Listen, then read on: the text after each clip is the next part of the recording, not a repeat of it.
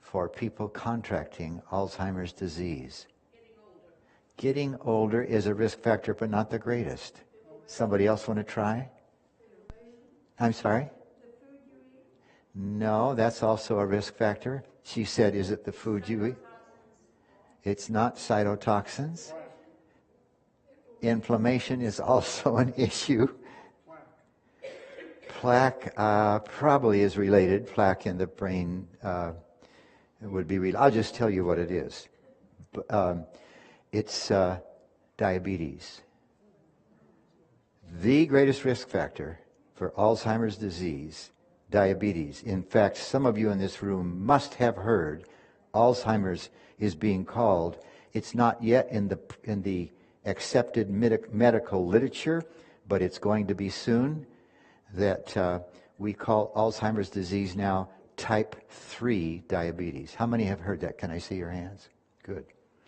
So I'm going to look at diabetes with you because many Americans are at risk for type 2 diabetes, even if they have not been yet diagnosed with it. I'm struggling tonight because of the screen issue, but I think we can make it work. So what is this thing we call diabetes, and what is it not? And I need to press the right button each time to make this work. There we go. Notice my dear friend John McDougall, well known, and all the other lifestyle formidable men and women would agree with this, that 100% of type 2 diabetes is what? Reversible. No. What does it say on the screen? Preventable. And if one contracts type 2 diabetes or becomes diagnosed or has it, it is entirely reversible. So let me show you what's going on here. And for many, many, many years, people were diagnosed, told by their physician that they had diabetes if their blood sugar was, now where did that come from? That is incorrect.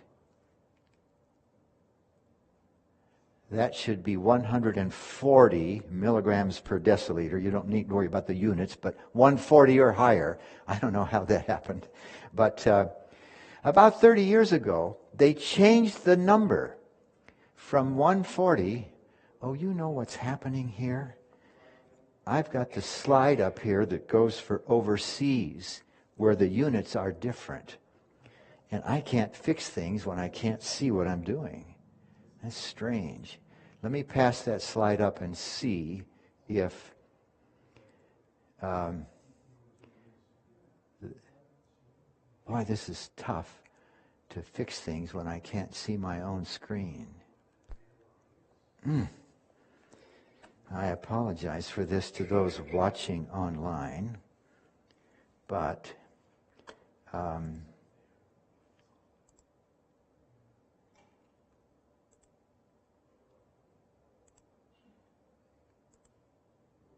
there's the slide I wanted. I don't know why it didn't come up. And this one here, I want to hide it. So let's try it again. You can't see that yet, can you? But now you can, I think.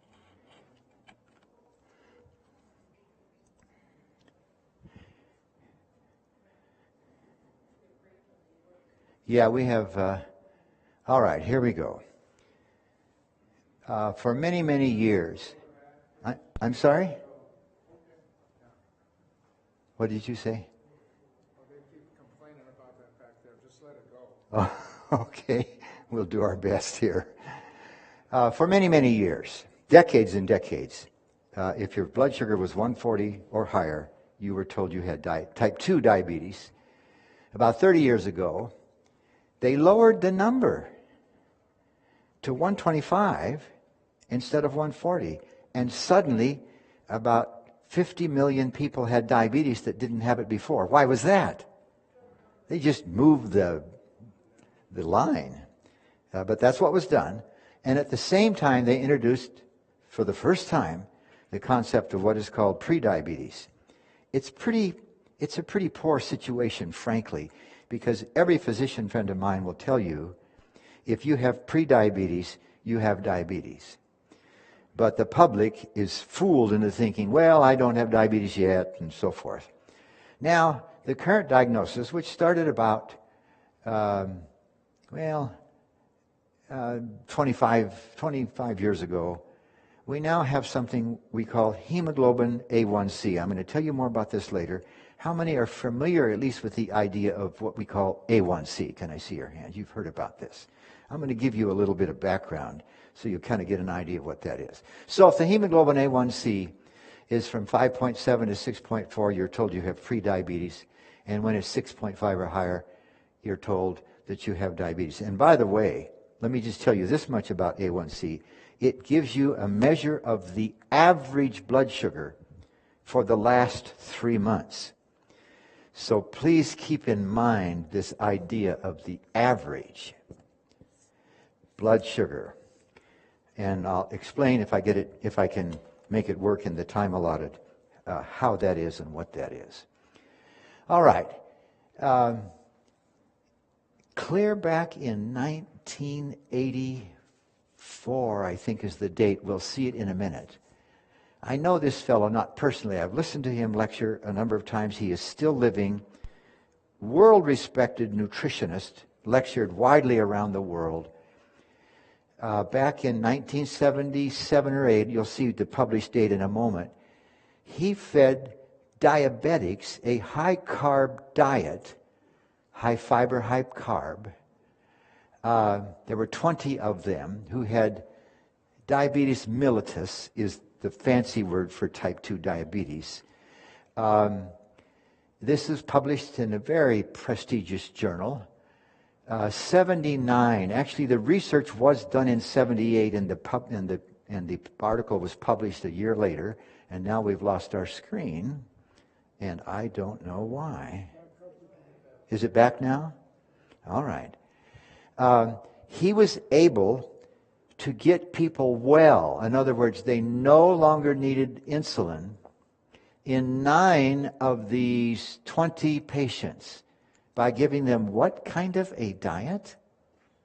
Talk to me. Doesn't everybody know that carbohydrates are bad for you? That's what your body, that's the fuel for your body. Don't we hear that? Yeah. It turns out it's false. But it's true in this sense. The kind of carbohydrates that Americans purchase is almost always junk food. It's not the carbohydrate. I'll show you this later. Just catch this interesting point. I'll show you why. Carbohydrate is perfect fuel for our bodies. But the way we buy it in the store, it comes loaded with fat. And it's junk food. So, in a sense, if Americans were told they shouldn't be eating carbohydrates, well, yeah, okay, the kind of carbohydrates that Americans tend to eat. But it turns out, carbohydrate itself, which by the way is plain sugar. Did you know that? Carbohydrate comes in plants as chains of sugar molecules. Now, there's a number of different kinds of sugar molecules. They all have the same chemical formula, but they have slightly different shapes or something. But that's what pure carbohydrate is pure sugar. But if it comes from a plant, you don't just get carbohydrate. What else do you get with it? You get fiber. You get phytonutrients. Most of you know that term, don't you? I'd love to take time to tell you the story behind that. And you get vitamins and minerals. Well, we say complex carbohydrates, and what we mean is it has those other things. Fiber, vitamins, minerals, phytochemicals. I can't stand it, I'm going to tell you. It's a really cute story. I know this fellow. His name is, it's not Jim Joseph. It's close to that. Yeah, forget this Jim Joseph. It's Jim Joseph. He's a famous scientist. And he's a very funny guy, so people like to listen to him lecture. But he took a law. Thank you, guys. You got the... Oh, Dennis. It's Dennis that made this thing happen. Okay, all right. We now have something I can look at without turning my back on the people. Jim Joseph took a bath he made about this deep, about that big, filled it with water, and put little tables that you couldn't see because he made the water opaque. He put some kind of ink in there. And there was little tables in there so that the top of the little table was about that far below the water, so you couldn't see the tables. And he would take a rat and put the rat in the corner, and the rat would swim to save his life and accidentally bump into one of these tables and manage to survive. It may sound cruel to you, but that's what he did. And he found out that the rats learned where the tables were. Put the rat in the corner, swim right to a table. Then he took these rats that knew where the tables were and irradiated their brains.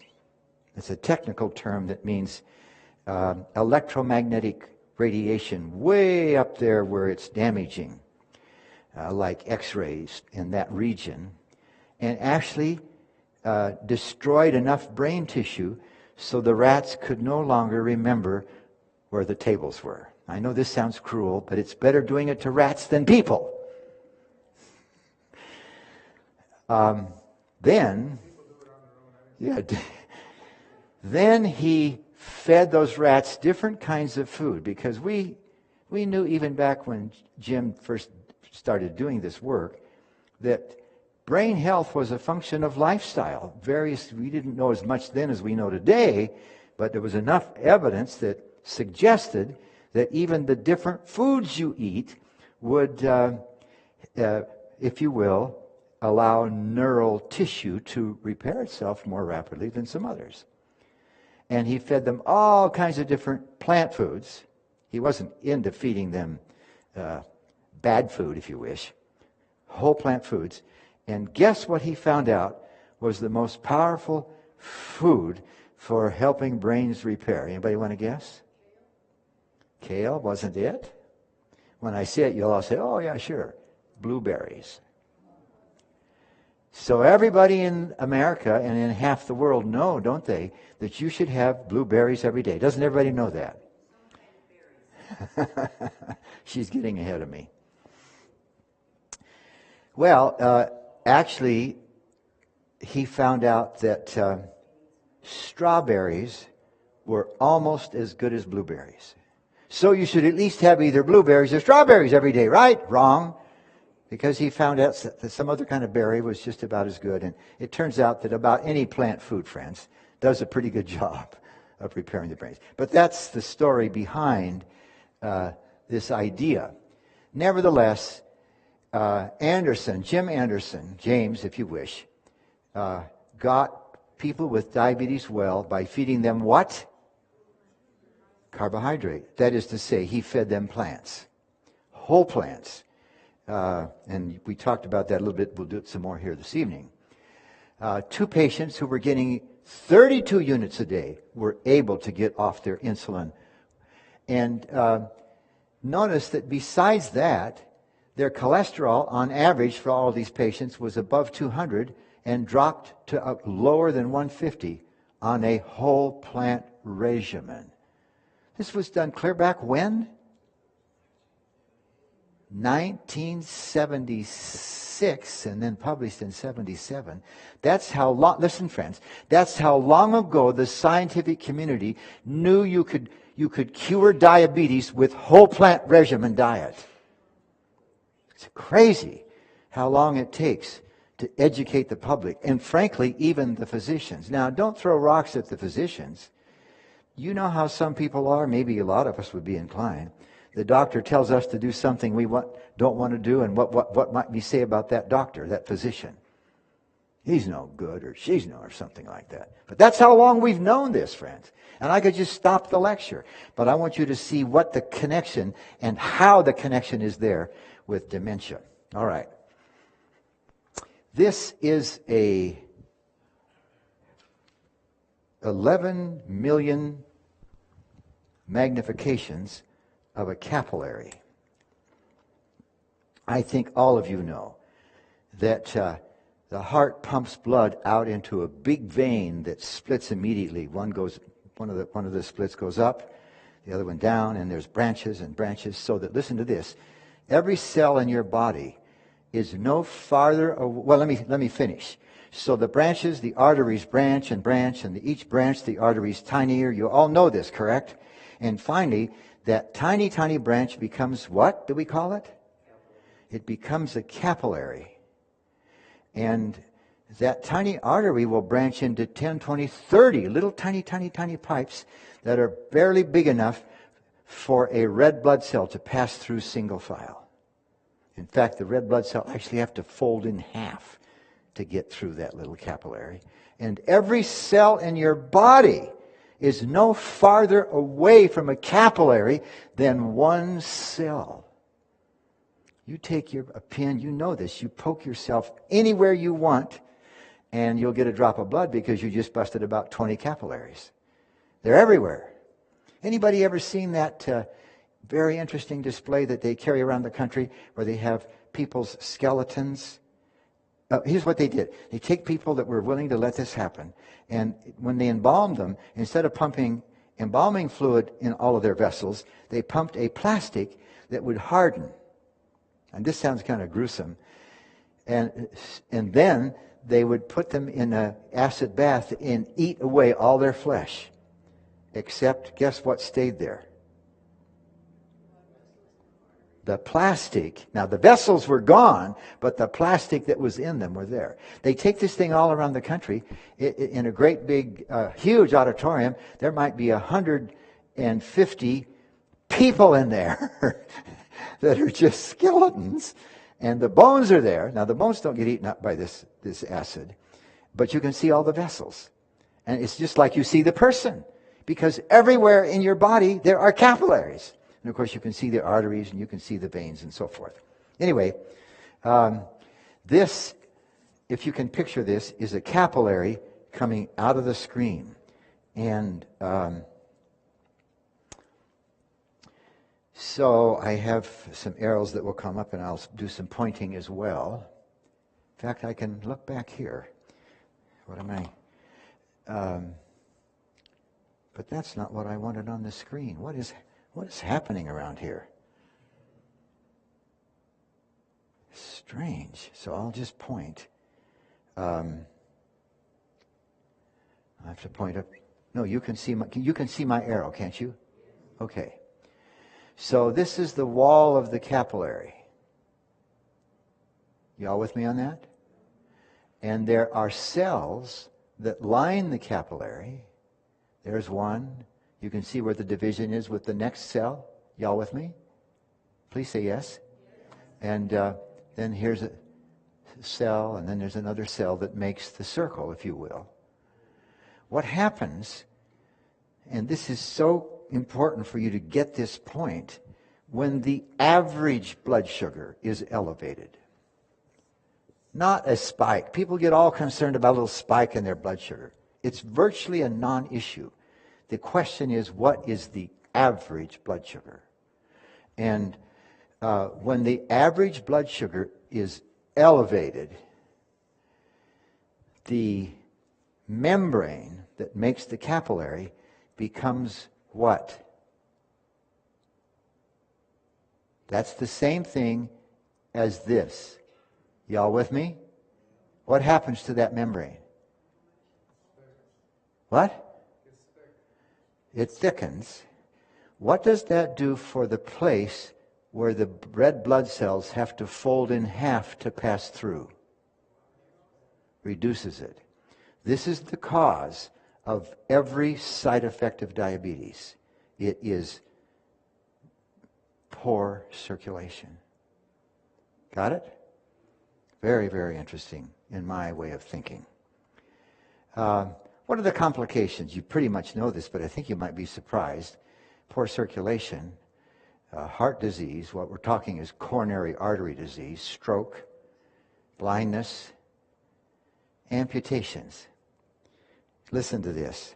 We amputate 135 legs every day in the United States because of diabetes. and every one of those legs could have been saved. We've done it in our work, my physician friends and I. You have somebody, I could tell you stories, I'm just going to mention the point, that's going to have their foot or their leg amputated. You have to watch them so that you don't get gangrene issues before. But you put them on a whole plant regimen, and their circulation improves, folks, in hours. And the sore, you also understand this, that sore is going to become so badly infected that the gangrene will kill a person. You all understand that, don't you? It's amazing, friends. I'd love to stop and tell you some stories, but I've got to be careful about the time. Kidney failure, premature death, peripheral neuropathy. I told you a little bit about that last night. Gastroparesis is neuropathy of the muscles that make the stomach do this and this. And so the stomach empties poorly. And we call it gastroparesis. Infections, of course. I have one of my former students, this gal became a nurse, has spent her lifetime as a nurse caring for diabetic patients she's a wound care nurse. And all those wounds would heal quickly if you could get the people to eat only whole plant regimen. Gangrene, hypertension, all of these things and others. Larger babies, because the mother's blood is so full of sugar, the babies grow faster than they would normally. And premature birth, of course, with all of its problems and ulcers, and on this list goes. Now, you know there's several kinds of type of diabetes. I'm not going to take much time on the others except to just, you're familiar with this.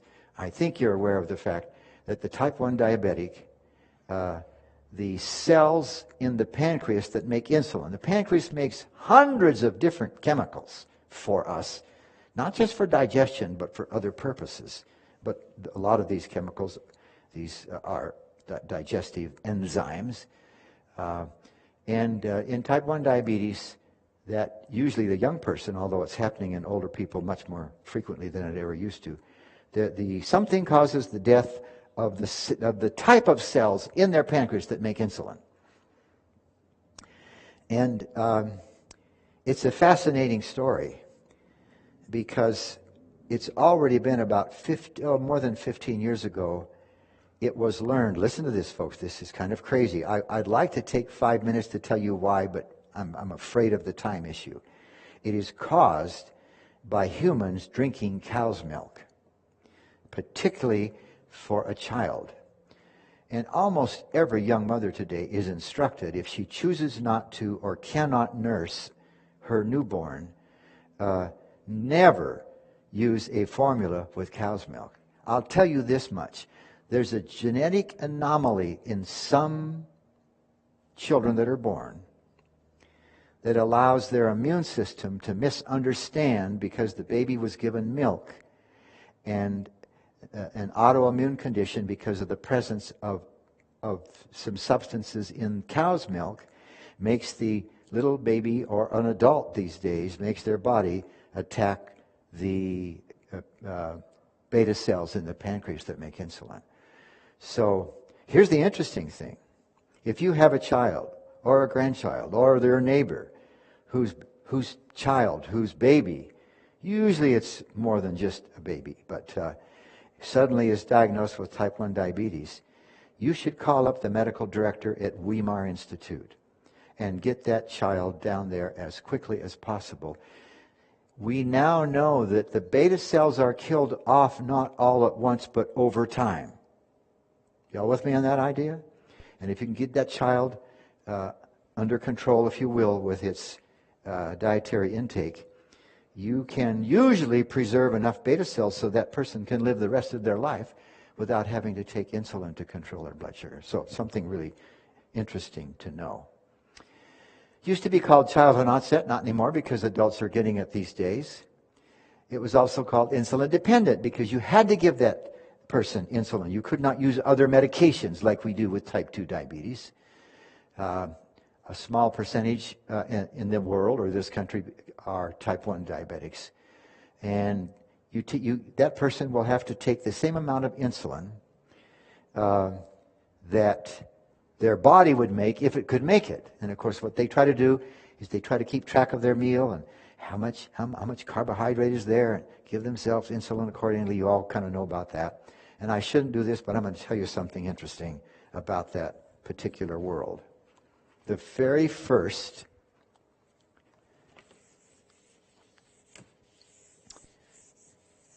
alteration of DNA, what do we call that normally? GMO. In a germ, certain germ, well, all germs have some DNA. It's actually usually in a circle, but I'm going to make it a ladder.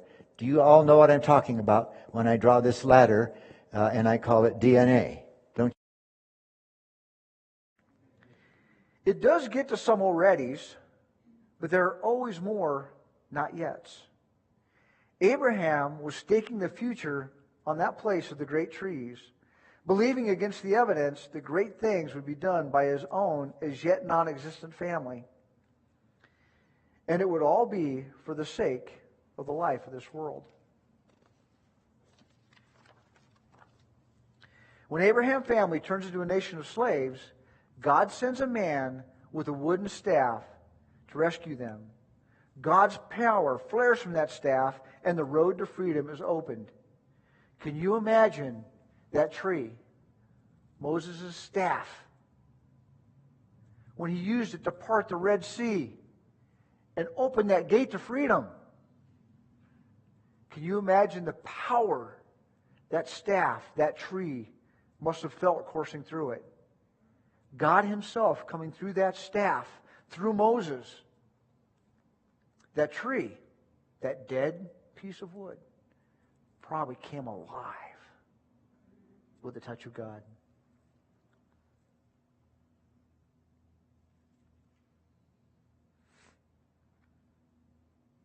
God leads them to camping spaces like Elim, home to 12 springs and 70 palm trees, islands of trees, proof of water nearby, or lifelines to a new land. Trees end up being the barometer of blessings of the covenant bond between Israel and God.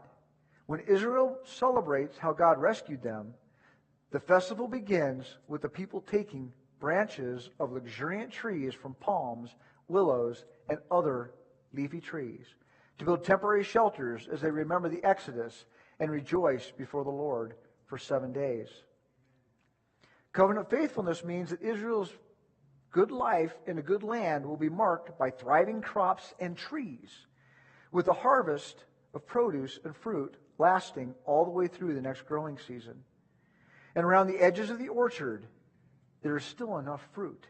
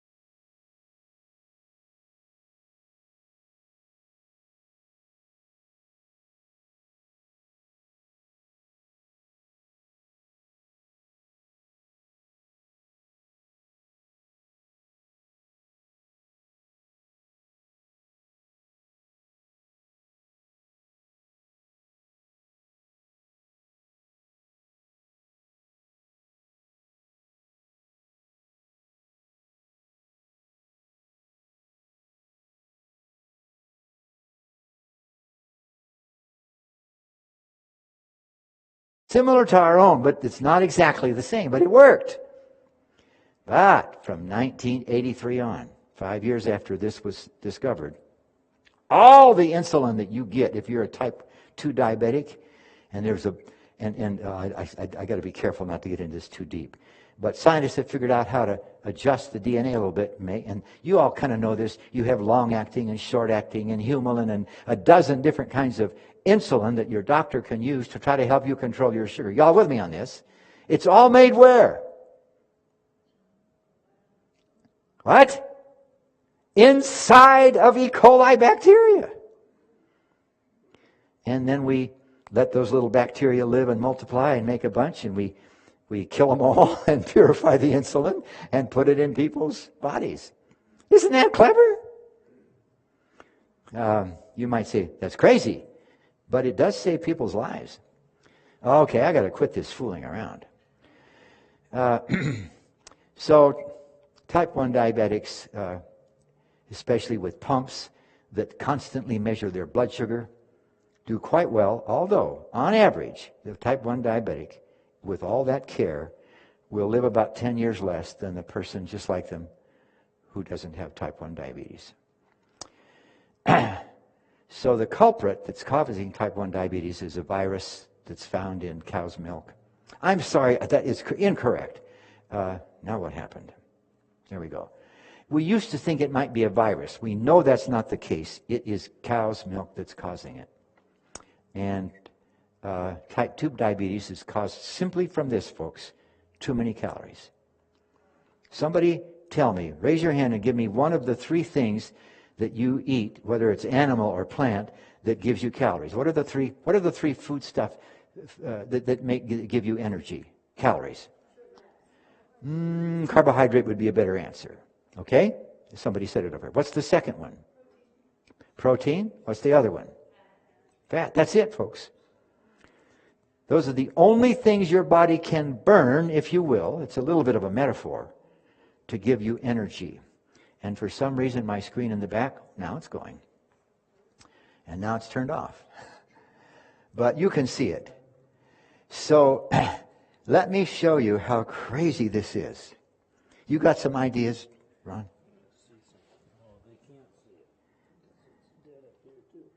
Yeah. Oh, it quit up there. Okay, I see. Now, here it is now. So, off again, on again. Okay. Here's the problem, folks. There's only 3 sources of calories. Is that correct? And what did I tell you last night about how they compare in how much calories they are? Anybody remember? I'm a terrible teacher. Fat has more than twice as many calories per gram, per pound, whatever you want, as either carbohydrate or protein, which have the same. Y'all with me on this? So when people put on more pounds, and I say this kindly, I'm not picking on anybody, it's because they're getting too many calories. Almost always. Now, sometimes there's some genetic issues going on that it's really tough for them.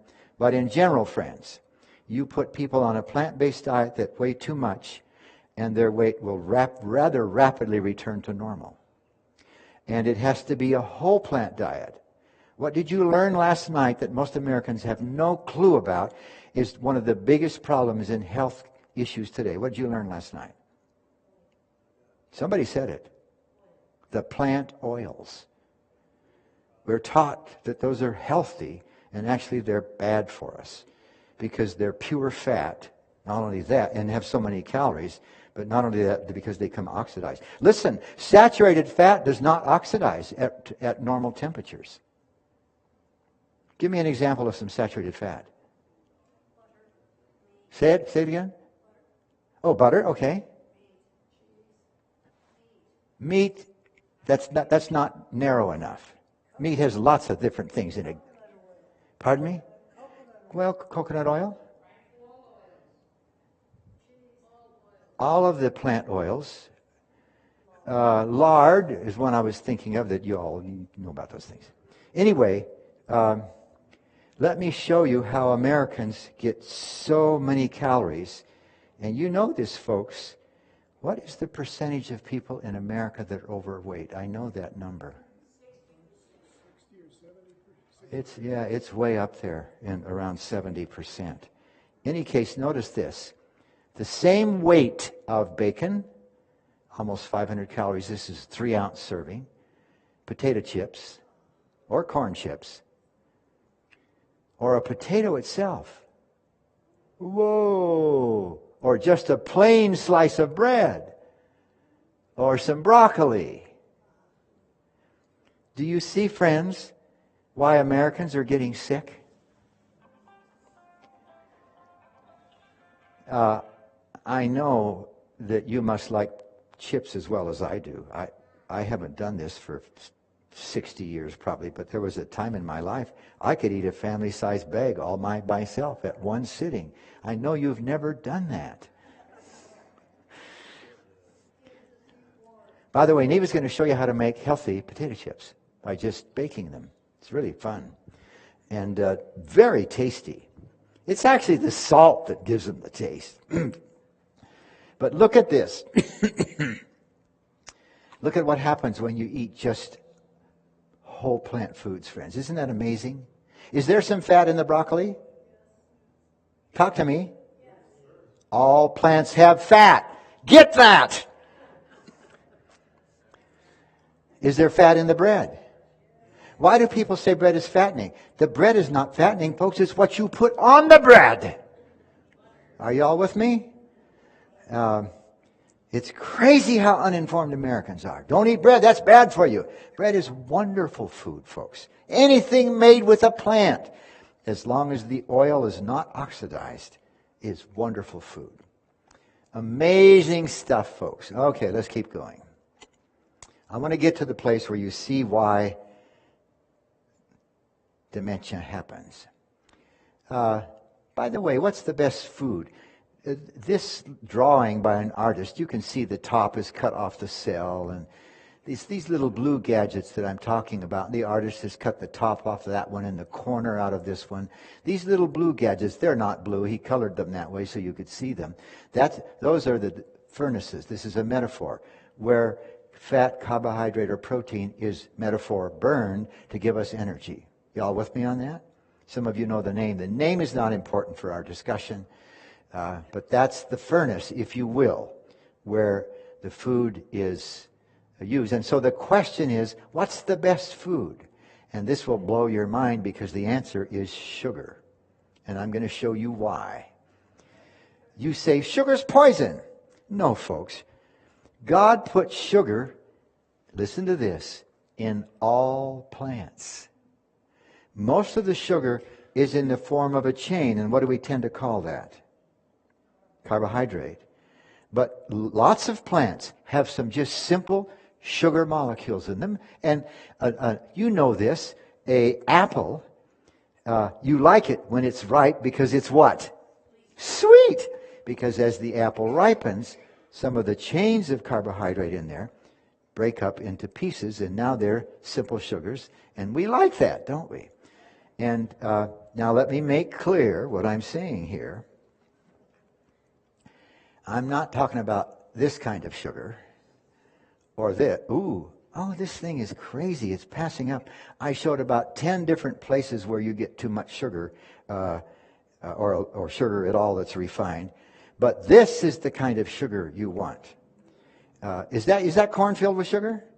In fact, what do we call that corn? We call it sweet corn because if it's ripe enough, it's sweet. Because a whole bunch of the carbohydrate, you eat that ear of corn before that has happened, and it doesn't taste very good. But when that carbohydrate gets broken up into sugars, is that okay for you to eat? Yes, because listen to me. The vitamins and the minerals and the phytochemicals and the fiber that are in that ear are perfectly designed for you to have all that sugar. Are y'all with me on that? And here's another one. Now you've heard that potatoes are fattening. Not true, folks. Potatoes are almost pure carbohydrate. Question, is there any fat in potatoes? Yes. Very much? No. Are there vitamins in there? Minerals? Fiber? It's perfect food, friends. The reason that Americans think that potatoes are fattening, it's what you put in the crack. about 300 calories worth of butter. That's the average. And maybe 150 to 200 calories in gravy, because it's full of fat the way they make it. And so that potato is fattening because of what you add to it. But potato itself, listen, I shouldn't tell you this story, but I'm going to do it anyway. I'm going to keep you here longer than I promised. One of my professors in graduate school took about 10 of his PhD candidates for a degree in nutrition. The professor had read in the literature that there was a tribe in South America that was getting 97% of their calories from sweet potatoes. It's like all they ate was sweet potatoes. And he thought, I'm going to take some students down there. We're going to study those people and help them get a better program. So they went down there and pitched their tents and got their computers, and they wrote down everything those people did 24 hours a day. And they had a hard time finding anything wrong with those people. And one day one of the students said, hey, look, they're not getting enough water. Let's show them they should drink water.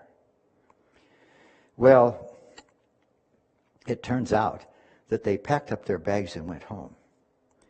And they were getting almost all their calories from potatoes, if you will. Are you all with me on this? Perfect food when you don't refine it and don't put a whole bunch of stuff in the crack. Here's the story. And I'll show you this again in a minute. I think all of you know what that is, don't you? And when you, I should have started with this. If you take, let's see, I was going to use rocket fuel. I'll show you the picture. In the shuttle, there's a tank. And the upper part of the tank is liquid oxygen, and the bottom part of the tank is liquid hydrogen. And there's twice as much of this as there is of that, because when you burn hydrogen in the presence of oxygen, you make H2O. Got it? What is H2O? It's water. So the hydrogen and the oxygen combine chemically. It releases tremendous amounts of heat. In other words, those three rockets, not the boosters, but the three rockets at the bottom of the shuttle rocket, all that's coming out of them is water vapor. Because the scientists figured out that you could get more energy per pound of propellant if you burned oxygen and hydrogen together. You got it? And so the point is that these natives who were eating these sweet potatoes were making lots and lots of water. They didn't need to drink water because they were making so much water, because the potato is almost pure carbohydrate. Got it? Were they getting energy from those potatoes? Whew, they hold their potatoes all day long in the hot sun. Okay.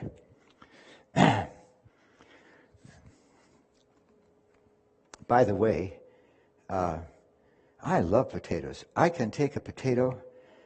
I got to tell you a story. Can you stand a story? You all know that my wife and I for years have done these 6-day Weimar-style live-in programs. One day there was a millionaire that came, about 20 people, and he found out during that week that I was a professional pilot and hired me to fly him to Alaska in his airplane. He paid me a large sum. I would have done it free. I would rather fly an airplane than eat food. Did I tell you that already?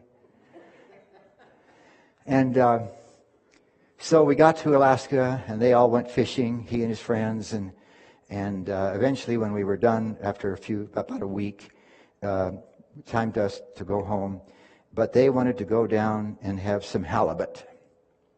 Anybody know about the little town called Homer in Alaska? And there's a spit there that must have 100 seafood restaurants, one right beside the next for about, 2 miles. So they said, hey, Jim, you want to come? I said, well, I'm hungry.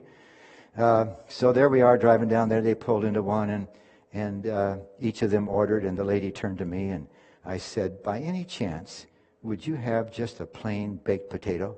She said, sure. Oh, wonderful. Just bring it. Don't put anything on it. Just bake. She said, okay. I said, is there any chance that you might have some just plain boiled brown rice? And that was crazy to ask that, right? She said, well, we have half and half, brown and white. What do you think I said? Wasn't I a hypocrite to eat some white rice? I don't think so. I said, just bring me a nice bowl of boiled rice, but don't put anything on it. Okay. And maybe you could bring me a little bowl with some lettuce and a tomato cut up. Don't put anything on it. What am I wanting her not to do? I don't want that dressing on there, which is mainly oil.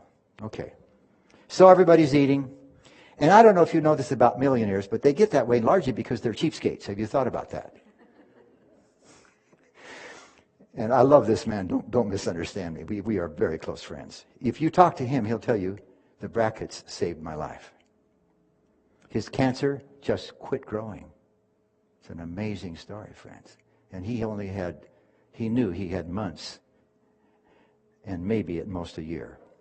Anyway, so now the lady comes with the tab, right? And here's this millionaire. He says to his grandson, of course his grandson had a couple of beers along with his meal. He said, I can't remember his name now. He said, you cost me $49.75. And he turned to his doctor friend. You cost me $44.50 or whatever it was. And he said, mine was $42 or $43. And he turned to me and says, Jim, yours was $4.25. Was that cool or not? All right. Listen, I've done this many times. People want to go out to eat, and I just take a chance that I can find something. And I'll tell you, I can take that potato and slice it and just a little salt and scoop and eat. It's just, to me, it's just delicious. And then I'll put a little more salt in there after I've taken one layer out. You understand what I'm saying? And you say, oh, salt is bad. You heard me last night, friends. Am I right? It's not bad. You need it. And, of course, you don't want to get too much. All right. Here's another form of carbohydrate that's perfect. What about this one? This is page 19 in 7 Secrets. By the way, we thought you might want some books. We ordered them, and they haven't come, so I don't know what's going to happen. But by the way, that piece of pastry in a normal restaurant or in your own home is pretty rich already. It's white flour, usually has an egg in there and some oil, right? And I don't know what, there we go. Now that's blueberries, but listen, for years we made waffles at the restaurant with nothing more than oatmeal, water, and salt. We have fed hundreds of thousands of people with such a simple recipe. Now, Neva has diced it up some with a few little nuts or something or other, so it's a little richer than it used to be, but very healthy stuff. And this is blueberry sauce, and this is the ice cream. Where's Neva? Is she around? You going to show them ice cream tonight? We did it last night. Okay, very good. And so for 10 years, from 10 o'clock in the morning till 2 in the afternoon, we had a Sunday brunch, and our feature was waffles with ice cream. We had a lot of other things too. So a high carb, low fat, low protein, folks, is the ideal diet. And that's what you get when you eat plants. Unrefined. Okay. Now the problem with fat and protein is they burn dirty. Let me just show you an article from a scientific magazine. When you're little, you remember those little guys in the cell? I didn't tell you the name. The little furnaces? You all with me? And I'm using a metaphor, burn, right? They use a chemical process to break down the fat or the protein and give you calories. But when you do that, it's like there's smoke in the chimney. But I'm sorry for these big words, but just get the point. When you burn protein or fat, the little furnace makes ketones. Acetoacetic acid, acetone, beta-hydroxybutyric acid. These are normal intermediates in lipid metabolism. Lipid means fat. Metabolism means you're burning it. And they accumulate in the blood and in the urine in abnormal amounts in conditions of impaired metabolism, like diabetes and other conditions. In other words, we should use fairly small amounts of fat and protein because of this kind of thing. Are you all with me on this? And that's what you get when you eat plants. Now, some of the plants are high in fat. There's 4 categories. What are they? Olives, avocados, somebody else. Huh? Well, nuts and seeds. Should we not eat those things? Oh no, we should eat them, but maybe sparingly, right? Now, I would like peanut butter this thick on my bread. I make myself spread it thin. And, you can choose to do what you want. I just want you to know what's going on in this world. Now, there's the rocket. Do you see the hydrogen and oxygen? It's inside that big red tank. It's actually 2 tanks. Can you see that the H is twice the size of the O? Because when you... And by the way, carbohydrate gets its name because there's carbon, hydrogen, and oxygen. That's where it gets its name. Sugar molecules are made up of nothing more than carbon, hydrogen, and oxygen. And when you burn that, you get carbon dioxide and what? I'm sorry that it disappeared. I pressed the button maybe too many times. What happens to the carbon dioxide that forms when your little furnaces burn? Surely you know when you breathe out, what's there? Carbon dioxide. Is that poisonous? If you only had carbon dioxide to breathe, would you die? Sure. In that sense, it's poisonous, all right? And if the carbon dioxide gets even too high in comparison to the oxygen in the room, but it is virtually never an issue. And of course, the water is because those natives down there were eating high carb, low fat, low protein. Now, it would be nice if they drank water, but here they are all day out ho in the hot sun, and they get so much carbohydrate that they don't need it. Okay, this is the shape of a sugar molecule, and it has to get from the blood into the cell and get burned, if you will, metaphor, to give us energy. And we've talked about this. Here's where the connection is revealed about dementia. Let's say that this graph, I'm going to measure how much insulin people are getting on this line. This would be 0, and this would be more and more. And this is over time. So, it varies a little bit up and down. But on the average, even though there's a little more now, a little less later, depending on what I ate, so forth. But on the average, our body's, let's say, making this much insulin. Are y'all with me on what I'm trying to show? This could be over years, if you'd like. Now, the problem is that the way Americans are living,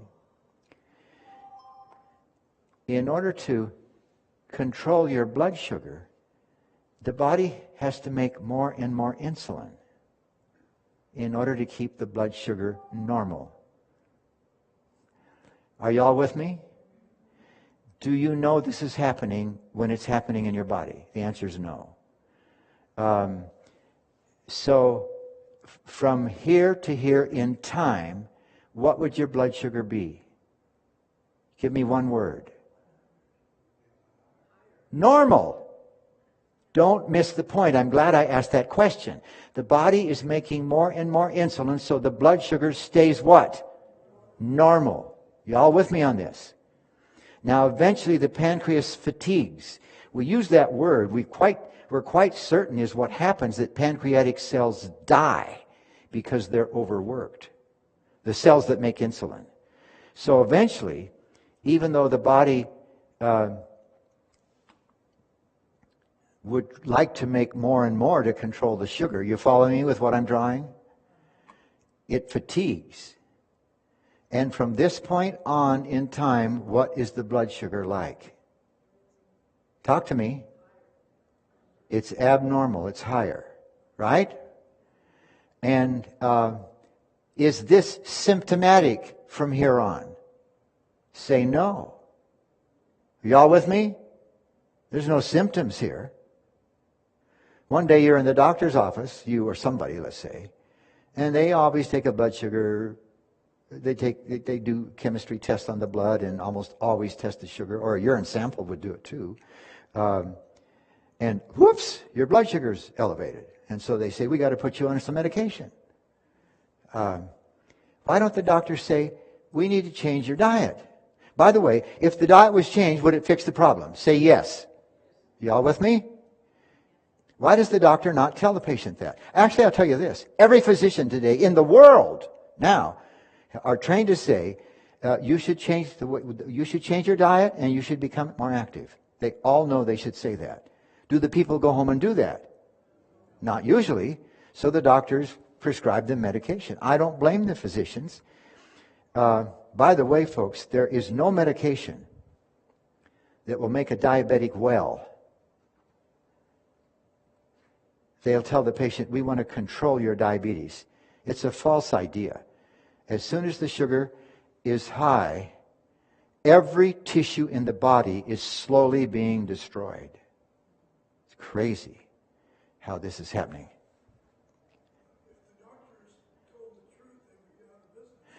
Thank you for that. Could you all hear him? That's why I said I don't blame the physicians. I told you last night, people pay $6,500, they get well, and they go home. Listen, folks, they go home from Weimar meaning to do this. You all with me on this? And they leave our place. They leave our place well, and they go home meaning to do it. Oh, it's a heartbreak to even. We look at each other sometimes and say, why are we doing this? Most of them keep some of the things with them for long term, so maybe that's worth the effort. So, here's the interesting thing, friends. When the insulin is above normal, like this, that insulin is circulating everywhere in the body. It's in the blood. Y'all with me on that? The body puts the insulin your pancreas makes in your blood. And we now know, we have only known this a short time, that the principal thing that is causing dementia is elevated insulin in the bloodstream. Did you hear me? How many years does it take before the blood sugar becomes abnormal, during which time the insulin in the blood is above normal? Years. And even with medication, does the blood sugar become completely normal? No.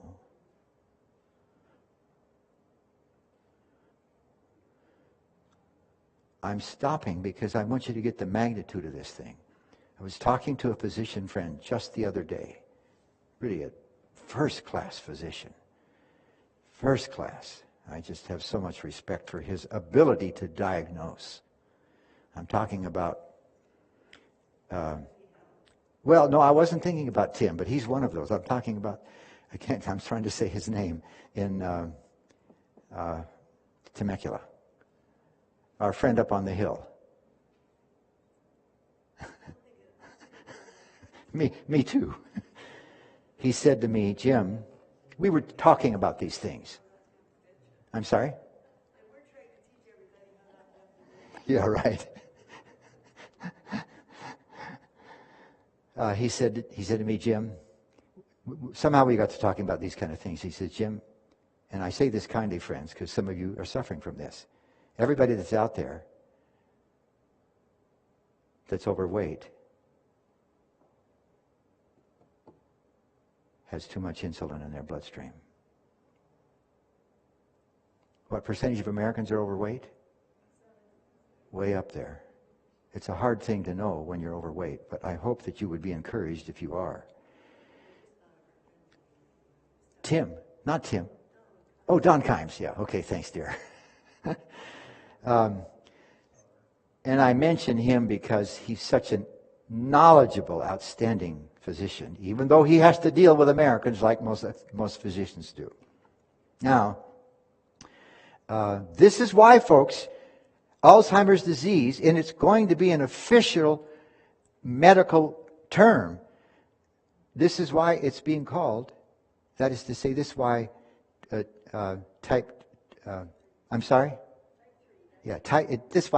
this is why Alzheimer's disease is being called type 3 diabetes. It's an amazing story, friends.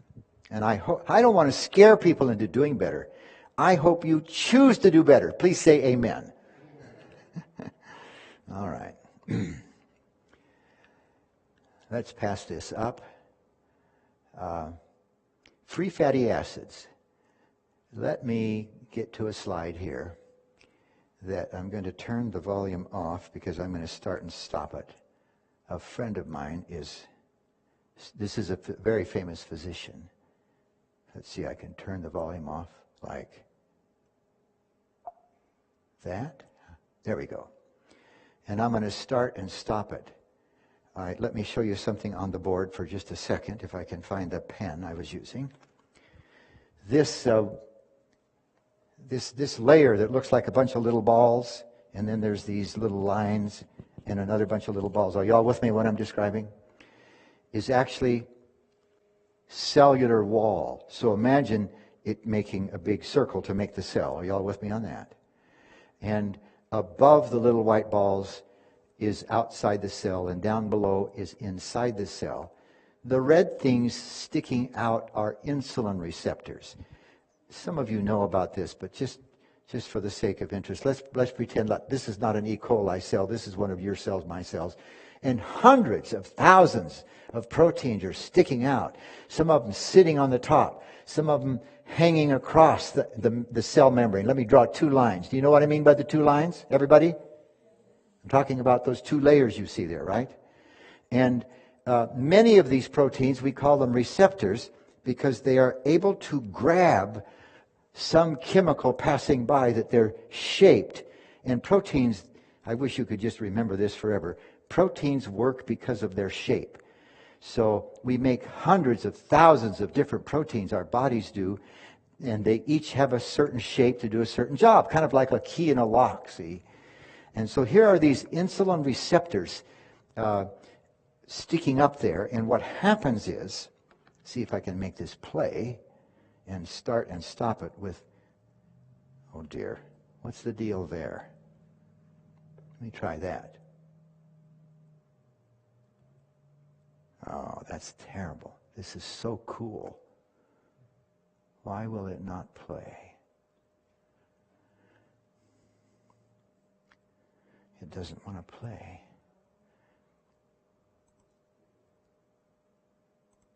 Oh, that is tragic. That is such a good...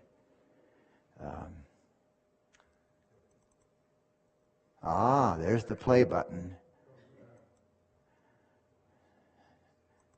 And it doesn't want to play.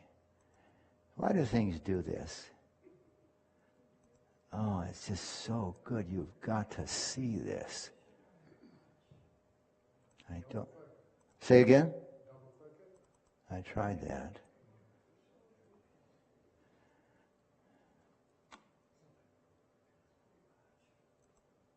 It always plays. Why won't it play tonight? Okay, you're going to have to imagine this. I'm sorry, dear? I'm not sure. I'll just describe it for you. It's such a cool video. What's happening... Well, I'll try anything. I don't want to waste people's time. That's the only problem. Yeah. Of course, escape takes it out of play mode in Keynote, and that's when the little play button showed up. But when I click it, it doesn't play. So try to imagine this. The way your body controls blood sugar is this red thing sticking up there. It's a protein. And along comes some insulin and fastens to that insulin receptor, causing a chemical signal to travel down into the cell that says to the cell, and I'm going to use a lay term, send me sugar grabbers. And as a result of that chemical message, the cell starts making a protein which goes up and opens up the cell wall so sugar, not the blood, just the sugar, can pour into the cell. Got it? So if you can get the sugar to pour from the blood into inside the cell, what would happen to the amount of sugar in your blood? It would decrease. And the body controls the amount of sugar in the blood with that mechanism. Got it? So the cells make the proteins that are insulin receptors, and the insulin hooks up to them, signal, send me sugar grabbers, and the sugar pours into the cell. Works perfectly. Problem is this. When people eat too much fat, fatty acids, which are part of the fat, get inside the cell, especially muscle cells, and collect kind of under the inner line, right under the wall, like along in here. And what happens, and in the film, see this little yellow thing right there? Say yes. And another one. In the film, those increase in number till there's just a whole bunch of them right under the lining. And when the insulin comes and hooks to the insulin receptor, and the chemical signals, which is trying to say, send me sugar grabbers, it is blocked. Listen to this, folks. That signal is blocked because of the presence of those fatty acids. Got it?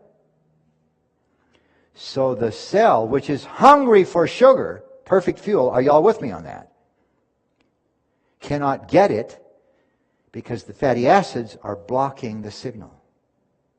Got it? And we have only known this for maybe 8 years now. We knew that something was going on like this, but it's now been elucidated. And you can reduce those fatty acids, even if you're overweight. You can reduce those fatty acids in just a couple of days on a whole plant regimen. Are y'all with me on that? We see it all the time in our work, folks. Neva and I have conducted 54 6-day programs on our own property since I retired. And we have been involved in scores and scores and scores of them before when I was working for the church. We see it all the time.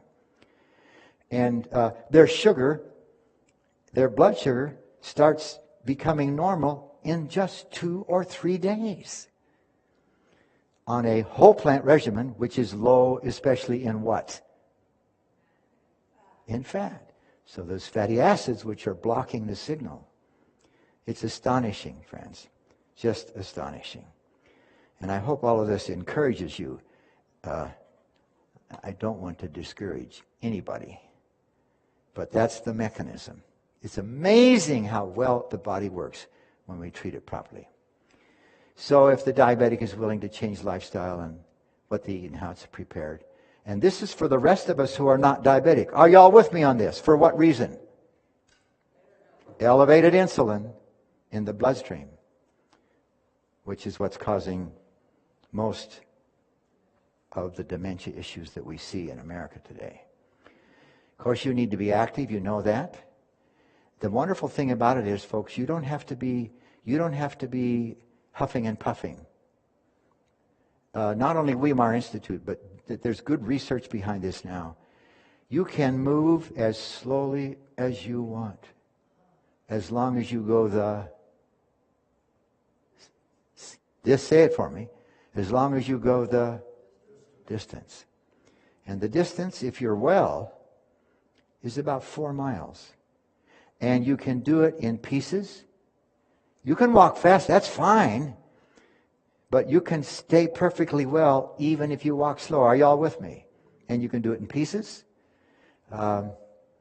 It's just amazing. And we see this in these live-in programs at Weimar and at our own home. So the target is activity. In fact, here's the thing. You can use any activity you want. Playing tennis, rowing a canoe, lifting weight, anything, as long as you burn about 400 calories a day with that activity. Or total. You do several things. That's enough to keep people well.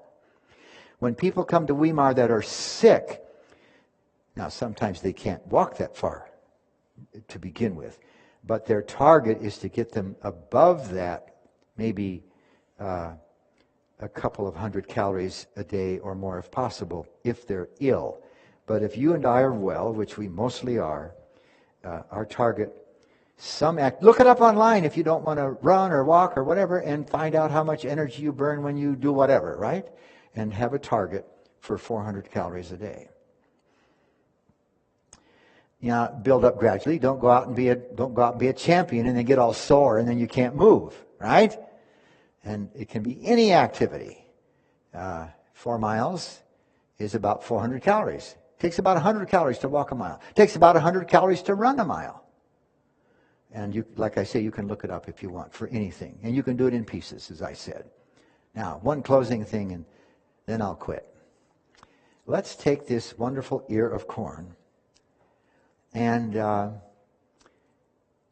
let's remove all the carbohydrate. I'm talking about the edible portion now, the kernels. All the protein, let's take the protein all out. Let's take out all the vitamins and minerals and phytochemicals and all the fiber. And what would we have left? You'd have a little water. What you'd have left, folks, is oil. I tricked you. I didn't say take out the fat. Are y'all with me? Now, it will take about 12 ears of corn to make a tablespoon of corn oil.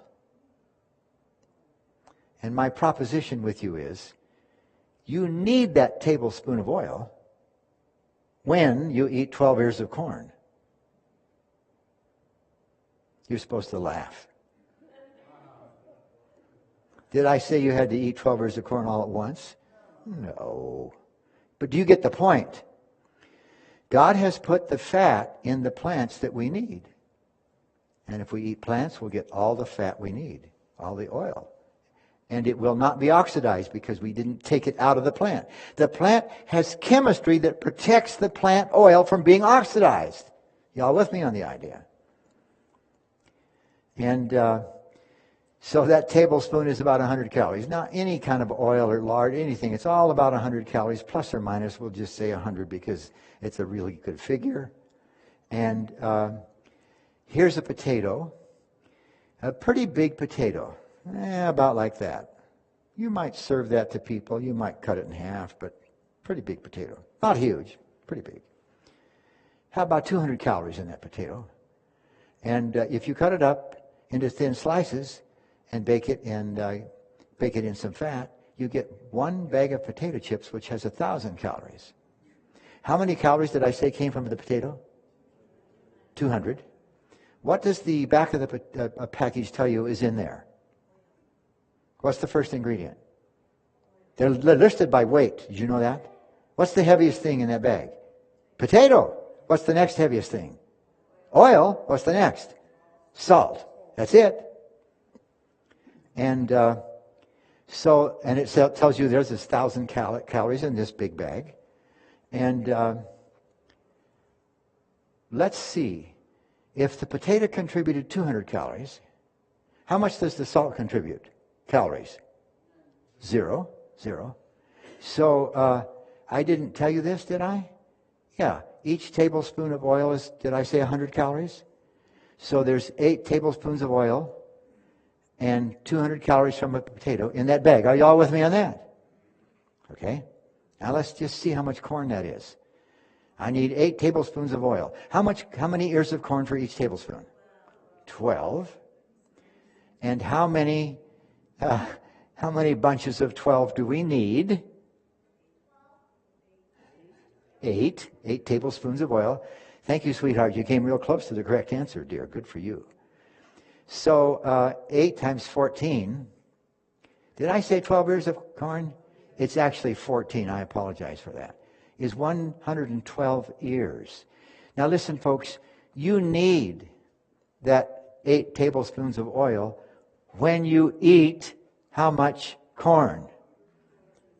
112 ears. This is the crazy thing that Americans are doing to ourselves, friends. By refining the food. Is that correct? Yeah. And it's killing us. You know that. It's killing us in various ways. Okay, we're going to quit now. Even though I desperately want to tell you about A1C. Neva, sweetheart, come up here and talk to the saints. I'm sorry, Christine, go ahead.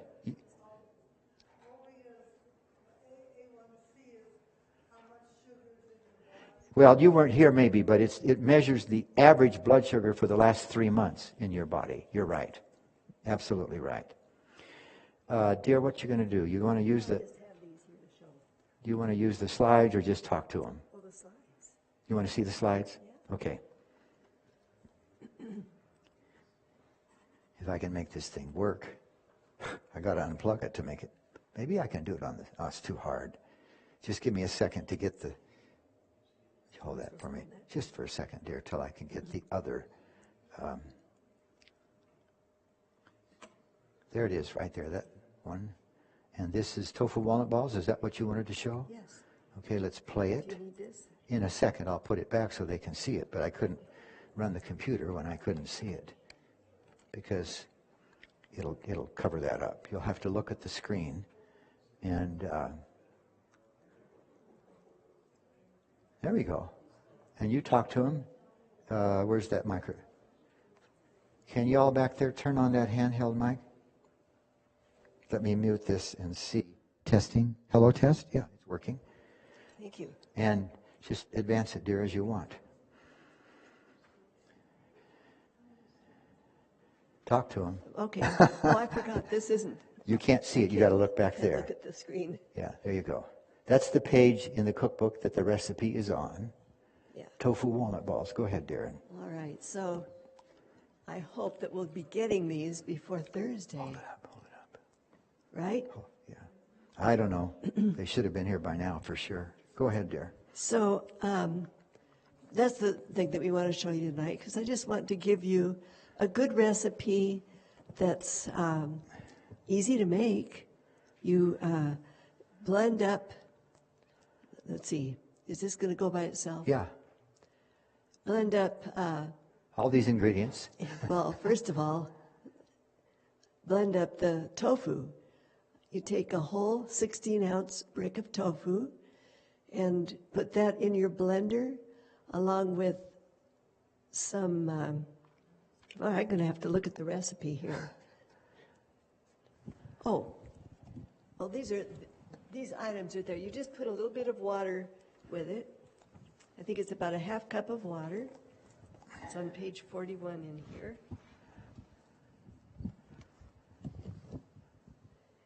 And just blend that smooth, and you can add 2 tablespoons of Bragg liquid aminos or soy sauce. It's a nice flavor, give it kind of a meaty taste. And you blend it till it's smooth. Show them. And so here's what it looks like after you've blended it. And then, meanwhile, you take a bowl and put all the dry ingredients, all the rest of the ingredients in there. Is that cooked And rice? the first ingredient that it says to put in there is 2 cups of breadcrumbs, 2 cups of soft breadcrumbs. And I have been lately using quinoa instead because there are some people that are sensitive to gluten, and most breadcrumbs are made with gluten. You could use gluten-free bread, but I started doing it this way, and I just use this equal amount of breadcrumbs, of quinoa, 2 cups of cooked quinoa. And you all know what quinoa is. It's a grain. Get it at a health food store. It's about half the size of a rice grain, just a little round nugget. And you cook that with water until you'll have to look it up and see how much water and so on. And so there, I've cooked some. You see the pot there. And In the big bowl? Yeah. Okay. And then all these other ingredients, which is Italian seasoning. It says veggie sal. It's something that is harder to find. Get that at a health food store, but lately I just use maybe just a little extra salt, or you could use another kind of seasoned salt, and chicken seasoning.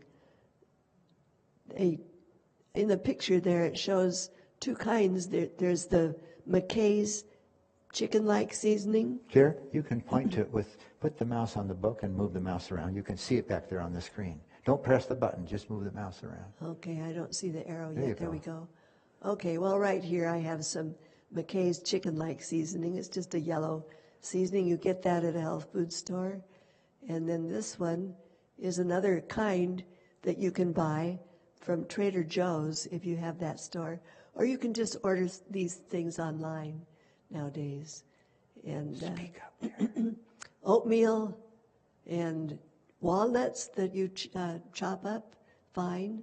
I think that's and this is flax. When I use the quinoa instead of breadcrumbs, I'll use about a 1/4 cup of ground flax. But if you don't have that, it won't. It does make it a little more firm and not so likely to fall apart. Although these really firm up pretty good. The tofu is a really good binder, just like eggs in a recipe So like dear, this. use the arrow. Now, I think Use the arrow. Oh, okay. So that's the mix? All right. I mixed it all together now. And presto, here it is, all mixed. And I'm making it onto the cookie sheet. I use a nonstick liner on my cookie sheet. And then use like a Ice cookie cream. ball or a cookie scoop or an ice cream scoop. And scoop it out and put it on the sheet here. And you see that it holds its shape pretty well. If you get it too moist, they'll kind of droop, and they'll be a little bit too wet and soggy inside. So you want to get them this firm. Use the arrow. Whoops. And back up. Yeah. That's the last picture. Okay. Well, somewhere I had a picture of them all baked. Yeah. But I think we didn't get that on here. Anyway, you bake them till they're just a nice golden brown. It takes about 30 minutes. And just eat them just like that. Or tonight, you're going to get two. One that's round like this, and another one that's flattened out.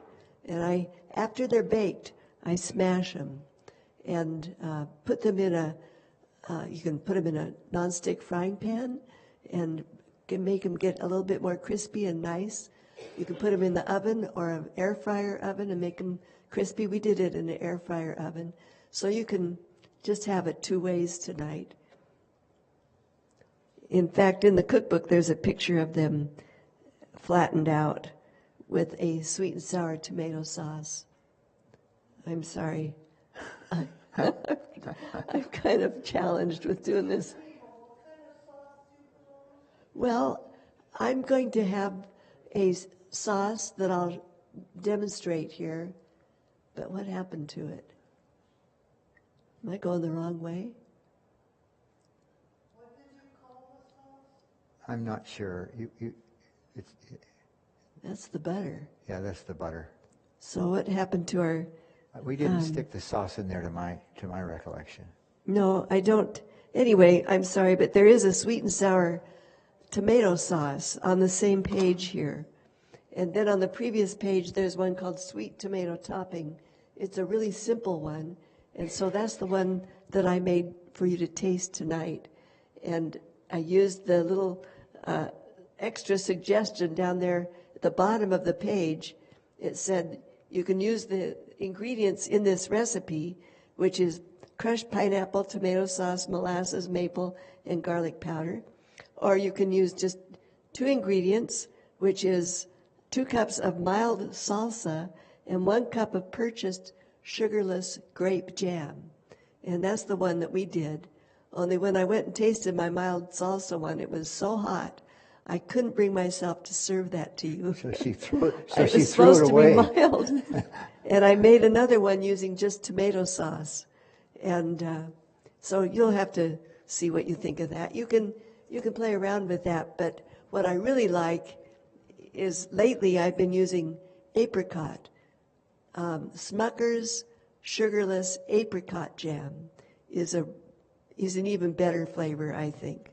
So if you remember to do that when you go to make these, they're really good that way. Or the other sauce that we always used when we had our restaurant in Seattle, we served these for our Sunday brunch, and we would serve them with a cream sauce made out of cashew nuts and a little bit of just cashew nuts and water blended together. I don't. And I think that's supposed to be on here. Well, I'm not sure, dear.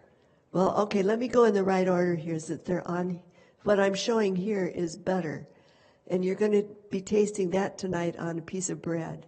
We have some Dave's Killer Bread out there, just so you can taste the butter. And you'll have that. But the way I make the butter is I use coconut milk and cornmeal. And 1 cup of coconut milk, and that recipe is in the cookbook on page 56. Try backing up, dear. Try backing, no, with the arrow, and see what pictures are there. Okay, I'm sorry. I thought there were more pictures there. So I put the 1 cup, or actually it's 3/4 cup. You'll have to look in the cookbook. 3/4 cups of coconut milk and a 1/2 cup of water in a little saucepan, and stir it and bring it to a boil, and it makes a thin cornmeal mush. And you pour that into the blender with a 1/2 teaspoon of this butter-flavored salt called Flavacol. And you get that online, and if you don't have that, just use salt. You may not like the idea of Flavacol. It has a little bit of artificial ingredients in it, but it's just a very tiny amount. But it gives it a nice butter buttery flavoring flavor. is what it is, butter flavoring. When we were in the Caribbean doing classes, the ladies there told me as I was making this, oh, this is our porridge, cornmeal and coconut milk. They cook that together, and that's their breakfast staple every morning. And I'm blending it. After it's cooked, you blend it and pour it into a container, and it makes just about this much, 1 cup. And it's quite liquidy, but when you pour it in here and put it in the refrigerator, it will set up. And so here's just an example of how liquidy it is when you pour it into a container. And if you look on my Facebook page, you'll see how to do it in 3 cups using a whole can of coconut milk and a 1/2 can of water and a 1/2 tablespoon of that butter-flavored salt. And I put it in 3 jars of these little 1/2 pint jars, boiling hot, and I've sterilized the jars and screw the little seal on there, and it will seal. And that way you get 3 cups in one effort. It's very simple to make. And I put my 3 jars, I keep them in the refrigerator up there on the door, and where butter belongs. And anyway, now tomorrow night we're going to have potato chips. Okay. And I don't know what happened to my cream sauce recipe. Do you know? No. Where'd it go? Is that it? I'm going to find it. Or you just passed it up? No, it's not here. Okay. I'll have to show it to you tomorrow. Anyway, it's in the cookbook, which you don't have. I'm so sorry. I hope you're going to have it by the end of the week, or you can order these online. Or the ABC has it. And okay. And I guess there's a shipment coming here, and I don't know what's going to happen with that if it arrives after we leave. But anyway, it's time to go. I just wanted to encourage you to look on page 26 when you get this cookbook. There's a page here. All these recipes on this page give you really good information and recipes that will help you all the way through this book. The one recipe is the basic cream sauce. If you learn how to make that, which is very simple, there's so many recipes that you can use that in, and it's so delicious. Here's one right here, creamed asparagus. You make that cream sauce, or else you have the creamed vegetables. Or it was going to be creamed peas, but I decided I have some vegetables to use up, so I cut them up kind of fine and put them in the cream sauce. For you tonight. can make a cream of For tonight, dear? vegetable soup with it. Yeah, for tonight you'll Okay. get the creamed vegetables. Okay. So I'm sorry, whatever happened to our cream sauce recipes, but I think that's good enough. And I was just going to show you that this is the Dave's Killer Bread. I think we all probably have had this. It's really good stuff. And or else use it on your own homemade bread or muffins or corn on the cob, as you saw on the screen. So let's Go back go there. back there, and we'll give you a few samples Okay. to enjoy. We're ready, they said. Just leave that down there. You don't have to fool with it. Head back there and feed them. Okay, well, it's all ready. Or go back there and help them.